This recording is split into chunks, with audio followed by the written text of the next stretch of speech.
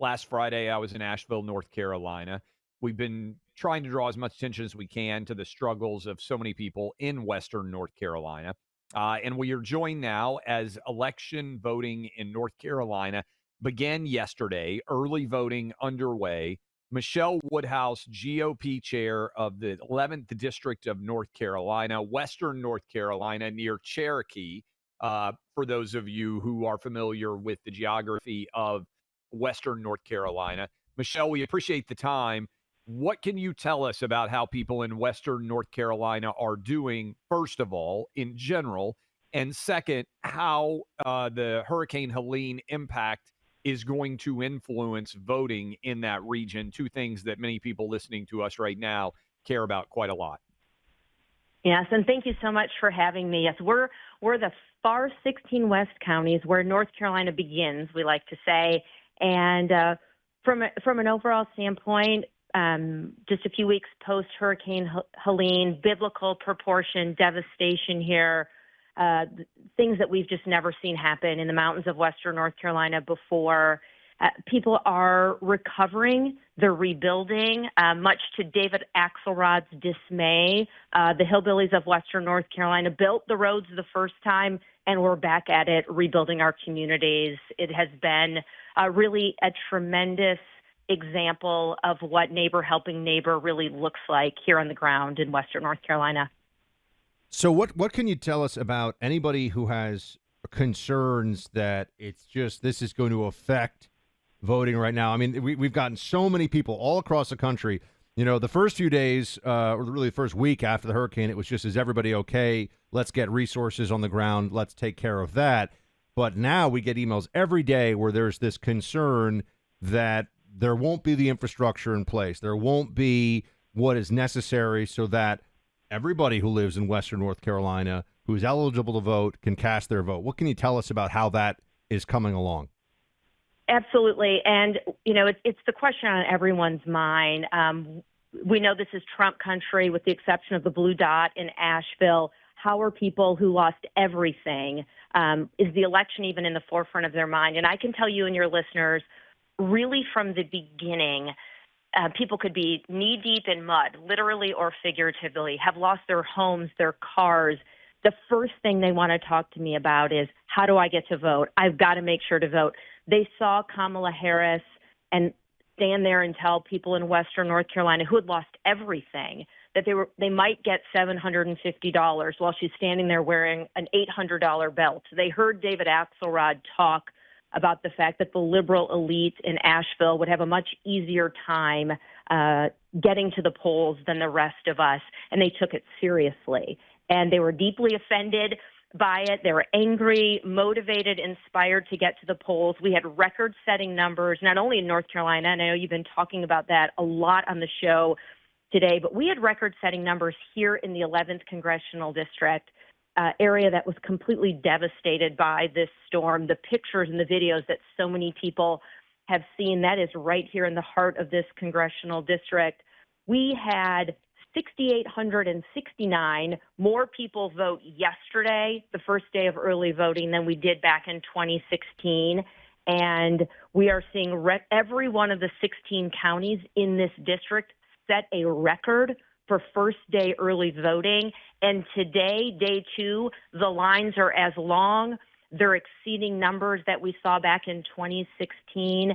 And we are thrilled to see the motivation, the energy, and enthusiasm translate into votes. We knew it would, but people are doing whatever it takes to get out and make their voices heard, waiting in line in some places for up to 2 hours on the first day of early voting, and again today to vote. Michele, you mentioned 2016 numbers. I'm assuming Trump did better in 2016 than 2020. You would know the data better than me. I know he won North Carolina both years, but I think 16 was a more comfortable win than 20. So when you say you're exceeding 2016 numbers, that's exceeding the best numbers that Trump would have ever done. Is that a fair way of putting that so far based on what you're seeing in Western North Carolina? Absolutely. Yeah, we're looking at those 2016 numbers for a couple reasons. He won North Carolina by a little over 3 points, and for our state, that's a landslide. and he won in 2020 by about 1.3%. But, because of COVID in 2020, the early voting numbers are difficult as a benchmark to measure true trends. And so we really looked at 16, to your point. That was when Donald Trump had his highest watermark in North Carolina. And what we're seeing here is that the energy and enthusiasm is so high, but people had to work really hard in Western North Carolina to get to the polls yesterday.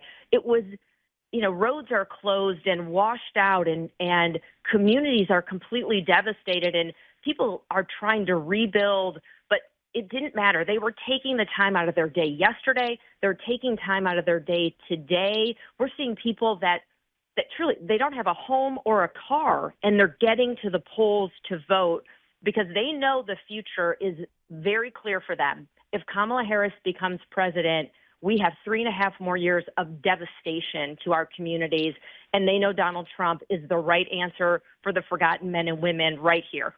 Michele, do you think, and this may sound counterintuitive, but I'm curious, do you think the hurricane might actually be driving up turnout because people, like you said, David Axelrod talked down to them because they think the federal government hasn't shown up for them, that it's even strengthened their resolve to vote more so than if the storm hadn't even hit? Is that a crazy take, or do you sense that? I sense it. I really do. And I'll tell you, we're seeing it in action. I've seen multiple people showing up at Republican Party offices since the storm hit, registering to vote, voting for the first time. We were evacuated from our neighborhood, not a knock on the door that anyone wants to get. We had a mudslide. We were evacuated by the National Guard. And on Friday morning, in the midst of this unbelievable storm, I'm disembarking off of the National Guard truck. My neighbor, who isn't uber political, pats her fanny pack and says, "I packed my absentee ballot. Can we fill it out while I'm here?"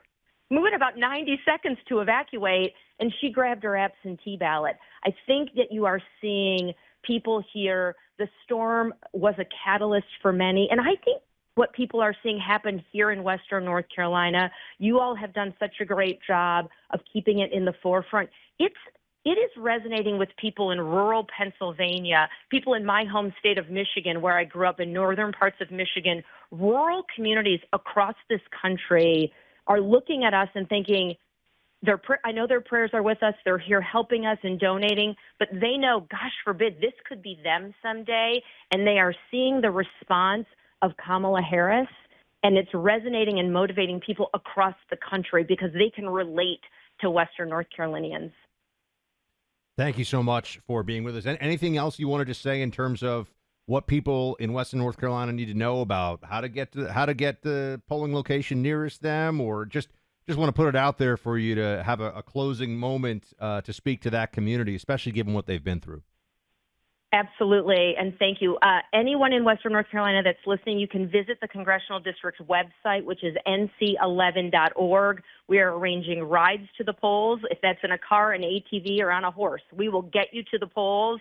And if you're willing to help your neighbors get there, please visit the website as well. But Western North Carolina is turning up, we're turning out, and we will deliver for Donald Trump. Let me have one more question for you, Michele. How long does early voting go for people out there that are listening and want to know? How long will the polls be open early? Early voting will go into the Saturday before Election Day, and each county does it a little bit differently. So depending on the county that you're in, you can visit your county's Board of Election website. You can visit our congressional site at nc11.org to get specific hours. But it runs up until the Saturday before Election Day. We have 17 days of early voting here in North Carolina. But get out, get your vote in, and we are encouraged and incredibly proud of the bravery and tenacity being shown by so many people in Western North Carolina, despite the slings and arrows of Helene, to be showing up and voting in these numbers. Extraordinary.